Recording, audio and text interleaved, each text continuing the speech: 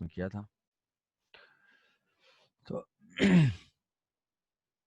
तो ये है फ्रिक्शन। फ्रिक्शन जो है, फ्रिक्शन बताया था कि फ्रिक्शन रिएक्शन फोर्स का पैरेलल कंपोनेंट है। इसके पॉइंट्स लिख लेते हैं कुछ कुछ जल्दी से। रिएक्शन फोर्स का पैरेलल कंपोनेंट है, पैरेलल टू द सरफेस, मतलब कोई सरफेस है पैरेलल टू द सरफेस, और हम इसको बोल सकते हैं और tangential to the surface, tangential to the surface. तो ये कोई ब्लॉक है, ये ब्लॉक दो टाइप के फोर्स अप्लाई हो रही है इस ब्लॉक पे, ये सरफेस अप्लाई कर रहा है। एक तो हो गया नॉर्मल रिएक्शन और ये जाएगा फ्रिक्शन। अब ये फ्रिक्शन की डायरेक्शन हम कैसे बता सकते हैं? तो फ्रिक्शन की डायरेक्शन हमेशा क्या होगा, एक्ट करेगा कब? When there is a tendency of relative motion, tendency पे, और या actual relative motion, tendency of relative motion और actual relative motion, actual relative motion, ये दो केसेस में फ्रिक्शन एक्ट करेगा। तो टेंडेंसी पे जो फ्रिक्शनल फोर्स होता है उसको हम बोलते हैं स्टैटिक, और स्टैटिक फ्रिक्शनल फोर्स बताया था कि उसकी जो है एक मैक्सिमम लिमिट होती है जिसको बोलते हैं लिमिटिंग फ्रिक्शन। तो जो एक्चुअल फ्रिक्शनल फोर्स है वो उस जीरो से ज्यादा और लिमिटिंग से कम होगी। What is the value of limiting friction? Limiting friction is equal to mu s into n. ये है कोफिशिएंट ऑफ स्टैटिक फ्रिक्शन, और म्यू एस की थ्योरेटिकल वैल्यू कहां से कहां तक हो सकती है? जीरो से इन्फिनिटी। एक्चुअल रिलेटिव मोशन होता है तो फ्रिक्शन होता है काइनेटिक। हम अगर जैसे, तो जरा सोच के बताओ कि अगर हम वॉक कर रहे हैं, जब हम वॉक कर रहे हैं रोड पे, उस मोमेंट पे कौन सा फ्रिक्शनल फोर्स एक्ट करता है, स्टैटिक या काइनेटिक?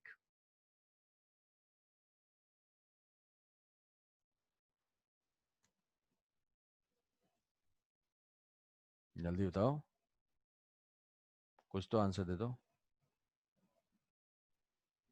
अगर हम कोई पर्सन वॉक कर रहा है तो उस पर्सन पे कौन सा फोर्स एक्ट कर रहा है, स्टैटिक और काइनेटिक है? अच्छा, वॉक, कोई भी पर्सन अगर वॉक करने की कोशिश करता है, ऐसे सोचो कि कोई भी पर्सन अगर वॉक करने की कोशिश करता है तो वो क्या करता है, अपने फीट को ग्राउंड के रिस्पेक्ट में स्लिप करने की टेंडेंसी जनरेट करता है। अगर वो स्लिप हो जाएगा तो क्या वो वॉक कर पाएगा? नहीं कर पाएगा। तो वो क्या करता है कि वो टेंडेंसी जनरेट करता है, और उस टेंडेंसी की वजह से उसके ऊपर फ्रिक्शनल फोर्स एक्ट करता है। एक्चुअल में उसके बीच में कोई भी स्लिपिंग नहीं है, उसके फीट और ग्राउंड के बीच में। तो उस टाइम पे फ्रिक्शन कौन सा एक्ट कर रहा है? फ्रिक्शन वहां पे स्टैटिक फ्रिक्शन होगा। तो ड्यूरिंग वॉकिंग, जो ड्यूरिंग वॉकिंग है वो फ्रिक्शनल फोर्स होता है static friction. During walking, running without skidding, कोई भी कार अगर मूव कर रही है रोड पे, तो उसमें जो टायर है और रोड है, सडनली तुमने ब्रेक अप्लाई कर दिया, कार स्किड कर रही है, तब क्या होगा? तब काइनेटिक फ्रिक्शन होगा। Otherwise road move, car move कर रही है तो टायर और रोड के बीच में स्लिप नहीं कर रहे हैं वो पॉइंट, वो उसके ऊपर रोल कर रहा है बट स्लिप नहीं कर रहा है। तो ऐसे केसेस में स्टैटिक फ्रिक्शन ऐड करेगा। तो ड्यूरिंग वॉकिंग जो फ्रिक्शन ऐड करता है वो होता है स्टैटिक। तो ये तो हो गया काइनेटिक फ्रिक्शन और स्टैटिक फ्रिक्शन, ये हो गए इसकी प्रॉपर्टीज। और हमेशा जो है एन है टेंजेंशियल टू द सरफेस है। दूसरे कुछ पॉइंट है क्या? काइनेटिक फ्रिक्शन जो होता है, काइनेटिक फ्रिक्शन वो वेलोसिटी के ऊपर डिपेंडेंट होता है। काइनेटिक फ्रिक्शन मतलब कोई सरफेस है, अगर कोई मास जो है वो मास 2 मीटर पर सेकेंड से मूव करे और 4 मीटर पर सेकेंड से मूव करे, क्या दोनों ही केस में फ्रिक्शनल फोर्स सेम होंगे? हाँ, सेम होंगे, क्योंकि म्यू इंटू एन के ऊपर डिपेंडेंट है। And mu is the property of contact surfaces. Contact surfaces, कोई भी दो कॉन्टैक्ट सरफेसेस हैं, उनको हम ऐसे देखे हुए कि ऐसे कहानी लिखा हुआ रहता है कि ये दो कॉन्टैक्ट सरफेसेस हैं, ये जो अपेरेंटली प्लेन सरफेसेस हैं वो एक्चुअल में प्लेन नहीं है, वो इरेगुलर सरफेसेस हैं। तो ये इरेगुलर सरफेसेस का कांटेक्ट होता है। तो यहाँ पे जो कांटेक्ट होता है, इस कांटेक्ट के वजह से कोल्ड वेल्ड जॉइंट फॉर्म होते हैं। कोल्ड वेल्ड जॉइंट, कोल्ड इसलिए बोला जाता है क्योंकि ऐसा रूम टेम्परेचर पे होता है। रूम टेम्परेचर पे एक टेम्पररी जॉइंट फॉर्म होता है। तो एक पहले की थ्योरी क्या थी? पहले की थ्योरी ये थी कि यहाँ पे इंटरलॉक फॉर्म होता है, मतलब ये एक दूसरे पे फिट हो जाते हैं। बट उस चीज को निगेट कर दिया गया, उसको रिजेक्ट कर दिया गया, और मॉडर्न में ये एज्यूम किया जाता है कि कोई भी दो सरफेसेस अगर हैं वो कांटेक्ट में है तो उनके बीच में एक temporary cold weld joint form होता है, और उस जॉइंट के फॉर्मेशन की वजह से इस पे स्टैटिक फ्रिक्शन फोर्स एक्ट करता है। जब वो ऑब्जेक्ट मूव करता रहता है, मूविंग कंडीशन में होता है, रिलेटिव मोशन में होता है, तो ये कोल्ड वेल्ड जॉइंट की जो स्ट्रेंथ है, इनकी स्ट्रेंथ वीक हो जाती है। इसीलिए हमेशा जो काइनेटिक फ्रिक्शन होता है वो लेस देन और इक्वल टू स्टैटिक फ्रिक्शन होगा। जनरली क्या है, जनरली जो म्यू के है वो लेस देन ही होता है स्टैटिक फ्रिक्शन से। तो ये तो हो गया कि kinetic friction is independent of velocity. दोनों ही केसेस में क्या है, यहाँ पे है म्यू इंटू एन, म्यू एक कांस्टेंट क्वांटिटी है। नॉर्मल रिएक्शन भी यहाँ पे क्या है, यहाँ पे नॉर्मल रिएक्शन एम जी है। ये बात बताया था कि frictional force mu into n है, ना कि म्यू इंटू एम जी है। एन कभी कभी एम जी के बराबर है। तो kinetic friction is it does not depend on velocity, does not depend on velocity. एक पॉइंट और अगर बताऊंगा, क्या एरिया के ऊपर डिपेंड करता है, does not depend upon velocity. जैसे मान लो कि कोई भी ब्लॉक है, वो ब्लॉक अगर ऐसे है, रेक्टेंगुलर टाइप का है, हमने इसको सरफेस पे रख दिया और यहाँ से एक फोर्स अप्लाई किया F, और इसी को अगर थोड़ा सा घुमा के ऐसे रख दिया और अभी फोर्स अप्लाई कर रहे हैं F, किस केस में हमें ज्यादा एफर्ट लगेगा? एफ डैश सेम ही मास है, इसका सेम ही मास है, बस उसका साइड चेंज कर दिया है। तो किस केस में हमें डिस्प्लेस करने में ज्यादा फोर्स एक्ट करना पड़ेगा? केस 1 और केस 2, ए और बी, क्या लग रहा है? जल्दी बता दो कोई आंसर।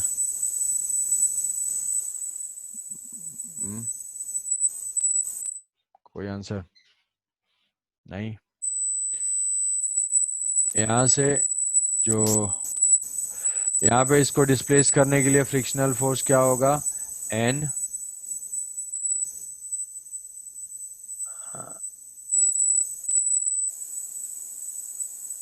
इसमें जो फ्रिक्शनल फोर्स होगा, फ्रिक्शनल फोर्स ये है mg, और यहाँ पे भी क्या है, ये नॉर्मल रिएक्शन है और ये है mg। तो जो फ्रिक्शनल फोर्स होगा वो होगा म्यू इंटू एन। तो this force is equal to mu into n, और n is equal to M g. तो दोनों ही केस में जो लिमिटिंग फ्रिक्शनल फोर्स की वैल्यू है वो म्यू इंटू एम जी है। So this frictional force is independent of this frictional force is independent of area of contact.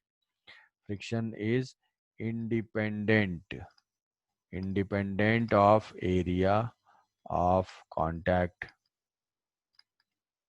Area of contact. Area of contact से ये independent होता है। ऐसा क्यों? तो इस केस में तो सर ज्यादा कॉन्टैक्ट में, लेकिन ऐसा फीलिंग तो आ रही है कि ज्यादा एक्ट करना चाहिए, ऐसी फीलिंग आती है। बट एक्चुअल में क्यों फ्रिक्शनल फोर्स क्यों एक्ट करता है कि इनके बीच में जॉइंट फॉर्मेशन होते हैं, कोल्ड वेल्ड जॉइंट। तो अब अगर यहाँ पे ये से हमने प्लेस किया है तो ये जॉइंट का नंबर कम होगा। मान लो कि यहाँ पे 3 जॉइंट्स 4 जॉइंट्स फॉर्म हो रहे होंगे, तो ये 4 जॉइंट्स का नंबर कम है बट इनका स्ट्रेंथ ज्यादा है, इनकी स्ट्रेंथ ज्यादा है। क्योंकि ऐसा बोल सकते हैं कि यही mg फोर्स है, इतने एरिया पे है। तो जॉइंट स्ट्रांग हो क्योंकि इसमें प्रेशर ज्यादा है, कम एरिया पे होगा। सेम फोर्स कम एरिया पे डिस्ट्रीब्यूटेड होगा तो प्रेशर ज्यादा होगा, तो वेल्ड जॉइंट की स्ट्रेंथ ज्यादा हो जाएगी। तो नंबर इनका कम है बट स्ट्रेंथ ज्यादा है। यहाँ पे क्या है, यहाँ पे नंबर तो ज्यादा है, जॉइंट का नंबर ज्यादा है, बट वो स्ट्रेंथ क्या है उनकी, कम है। इसलिए ओवरऑल जो कलेक्टिव एफर्ट होता है वो एरिया से इंडिपेंडेंट हो जाता है। तो ये दूसरा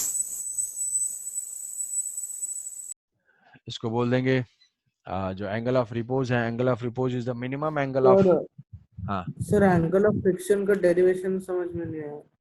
डेरिवेशन कुछ नहीं यार। एंगल ऑफ फ्रिक्शन जो बोला जाता है कि angle of friction is the maximum angle made by the resultant reaction force with the normal. Normal के साथ जो रिजल्टेंट रिएक्शन फोर्स का एंगल है, that is called angle of friction. अब एंगल ऑफ सर जो फ्रिक्शन, तो angle of friction का maximum angle कब फॉर्म होगा? जब यहाँ पे लिमिटिंग फ्रिक्शन फोर्स होगा। लिमिटिंग फ्रिक्शनल फोर्स कितना होगा? Mu into n. अब ये ट्राइंगल देखो, ये ट्राइंगल इस ट्राइंगल में फाई है, तो tan फाई लोगे तो क्या होगा? यही वेक्टर आएगा क्या? ये म्यू इंटू एन है, ये तो म्यू इंटू एन है, mu into n divided by n, perpendicular by base. Mu cancel out हो गया, tan phi is equal to mu. ठीक है। सर क्या लिमिटिंग फ्रिक्शन का है यहाँ पर, सिर्फ लिमिटिंग का ही मैक्सिमम वैल्यू ले सकते हैं? हाँ, एंगल ऑफ फ्रिक्शन का मतलब है लिमिटिंग फ्रिक्शन फोर्स। उससे पहले वाले एंगल को नहीं बोलेंगे। मतलब सपोज करो कि 60 डिग्री है एंगल ऑफ फ्रिक्शन, तो कभी ऐसा भी होगा कि रिएक्शन फोर्स और नॉर्मल के बीच का एंगल जो है वो 30 डिग्री भी हो सकता है ना। क्योंकि ये तो मान लो फ्रिक्शन नहीं था, फ्रिक्शन नहीं था तो रिजल्टेंट नॉर्मल रिएक्शन तो यही है। अब उसके बाद अगर फ्रिक्शन ऐड करना स्टार्ट कर रहा है तो ये क्या होगा, फ्रिक्शनल फोर्स ऐसे बढ़ता जा रहा है, बढ़ता जा रहा है, बढ़ता जा रहा है। फ्रिक्शनल फोर्स बढ़ने से जो इसके रिएक्शन फोर्स का डायरेक्शन है वो भी क्या होगा, ऐसे बढ़ता जा रहा है, बढ़ता जा रहा है। तो ये मैक्सिमम एंगल ही क्या होगा, एंगल ऑफ फ्रिक्शन। आई बात समझ में। Next angle of yes sir. Angle of repose. Angle of repose जो है वो इंक्लाइन प्लेन के केस में होता है। इंक्लाइन प्लेन, इंक्लाइन प्लेन के केस में क्या होता है, it is the minimum angle of incline plane at which any block just starts to slip। ऐसे अगर हम बढ़ाते जाते हैं एंगल ऑफ रिपोज के लिए, ऐसे देखो कि जैसे मान लिया कि ऐसा है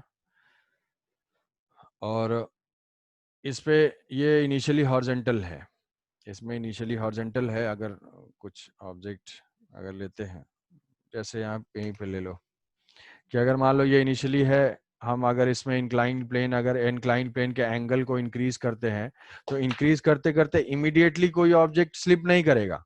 वो एंगल हम इंक्रीज करते जाएंगे, करते जाएंगे, करते जाएंगे, तो किसी एंगल पे जाके, किसी मैक्सिमम एंगल पे जाके वो स्लिप कर जाएगा ये। तो हमें मिनिमम इसको स्लिप कराने के लिए जो एंगल चाहिए that is called angle of repose. It is the minimum angle of inclined plane at which any object just starts to slip. तो जस्ट ये स्लिपिंग इसकी स्टार्ट हुई है, तो अगर जस्ट स्लिपिंग स्टार्ट हुई है तो उस मोमेंट पे यहाँ पे फ्रिक्शनल फोर्स देखो। पहले हम देख लेते हैं नॉर्मल रिएक्शन, नॉर्मल रिएक्शन, और ये था mg, इधर क्या हो जाएगा mg cos थीटा और ये हो जाएगा mg sin थीटा। अब देखो ये सरफेस अगर स्मूथ होता तो इस ब्लॉक के जाने की टेंडेंसी किधर होती, डाउन द प्लेन। फ्रिक्शन चाहेगा कि ये मूव ना करे तो फ्रिक्शन किधर एक्ट करेगा, up the plane.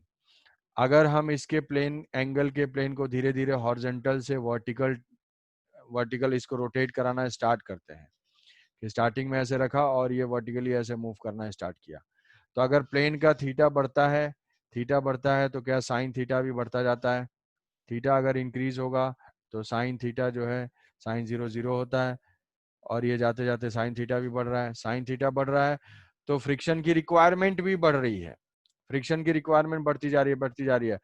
Limiting case में, लिमिटिंग केस में ये जस्ट जब स्लिप करने वाला होगा उस मोमेंट पे फ्रिक्शनल फोर्स किसको बैलेंस कर लिया होगा, mg साइन थीटा को। सर पर हर क्वाड्रेंट में तो साइन का वैल्यू इंक्रीजिंग नहीं होता है। हर क्वाड्रेंट में नहीं होता तो प्लेन को मैक्सिमम हम कितना मूव करा सकते हैं। कोई प्लेन है, प्लेन का एंगल मैक्सिमम कितना जा सकता है, वो तो 0 से 90 जाएगा ना, यही जाएगा ना। ऐसा थोड़ी कि ये 180 डिग्री, फिर से तो वही ये एक्यूट एंगल देखेंगे ना। प्लेन का ये एंगल है मतलब ये है, तो थीटा का वेरिएशन ही कहाँ से कहाँ तक है, 0 से 90 तक। ठीक है, वो एंगल वाइज ये सेंस ऐसा नहीं है कि जो प्लेन है हॉरिजॉन्टल प्लेन है तो यहाँ से हॉरिजॉन्टल के बाद तो ये वर्टिकल प्लेन हो जाएगा ना ऐसे। तो इस जो हॉरिजॉन्टल है इसका एंगल कितना हो जाएगा, 0। 0 से हम धीरे धीरे इसको इंक्रीज करते जाएंगे, इंक्रीज करते करते जिस एंगल पे यहाँ पे ब्लॉक जो है स्लिप करना स्टार्ट करेगा। समझे। तो ये थीटा का जो लिमिट है वो 0 से 90 है, उसके बाद वो वर्टिकल प्लेन हो गया, फिर चेंज हो जाएगा तो फिर से तो वो 0 से 90 ही कंसिडर करेंगे उसको। तो साइन थीटा इंक्रीज करेगा तो mg का फोर्स बढ़ता जाएगा, किसी मोमेंट पे ये mg साइन थीटा फ्रिक्शन को बैलेंस कर लेगा, और ये फ्रिक्शन कौन सा हो जाएगा, लिमिटिंग फ्रिक्शन हो जाएगा, जब ये ब्लॉक जस्ट स्लिप करने वाला होगा। अब इस लिमिटिंग फ्रिक्शन से अगर थोड़ा सा भी हमने इंक्रीज कर दिया, इस लिमिटिंग फ्रिक्शन से थोड़ा सा भी अगर हमने इंक्रीज कर दिया तो mg साइन थीटा बढ़ जाएगा और ये स्लिप कर जाएगा। तो क्या लिमिटिंग फ्रिक्शन को हम ऐसे लिख सकते हैं कि mu into mg cos theta, mu into mg cos theta is equal to mg sine theta. तो यहाँ से आ जाएगा tan theta is equal to mu, tan theta is equal to mu, ये mg कैंसिल आउट हो जाएगा, tan theta is equal to mu. तो यहाँ पे भी क्या आ गया, एंगल ऑफ रिपोज और एंगल ऑफ फ्रिक्शन दोनों बराबर है, मतलब theta is equal to phi, theta is equal to phi. ठीक है, तो इतने इसके की पॉइंट थे। एंगल ऑफ रिपोज समझना है, एंगल ऑफ फ्रिक्शन समझना है। अब थोड़ा आंसर जल्दी से चाहिए, कुछ कुछ छोटे छोटे क्वेश्चंस के बाद फिर एक बड़ा क्वेश्चन। इंक्लाइन प्लेन पे अगर कोई ब्लॉक स्लिप कर रहा है और ये मान लो theta, this theta is more than angle of repose, angle of repose से ज्यादा है, मतलब ब्लॉक अगर हम प्लेस करेंगे तो वो स्लिप करेगा ही करेगा। यहाँ से ब्लॉक अगर हम प्लेस करेंगे तो ये स्लिप करेगा, ये हम मान लेते हैं एल है, एल है। कोफिशिएंट ऑफ फ्रिक्शन है यहाँ पे, कोफिशिएंट ऑफ फ्रिक्शन है म्यू, कोफिशिएंट ऑफ फ्रिक्शन है म्यू। तो अगर ऐसा पूछा जाए कि ये टॉप से अगर हमने रिलीज किया है तो find the time taken by the block to reach at the bottom, dimensions इसके थोड़े से इग्नोर करने हैं, मतलब टोटल ये लेंथ मानना है कि टोटल ये लेंथ यूज कर रहा है यहाँ से यहाँ तक। कितना टाइम लगेगा भाई, क्या कर सकते हैं नीचे आने में, टाइम टेकन,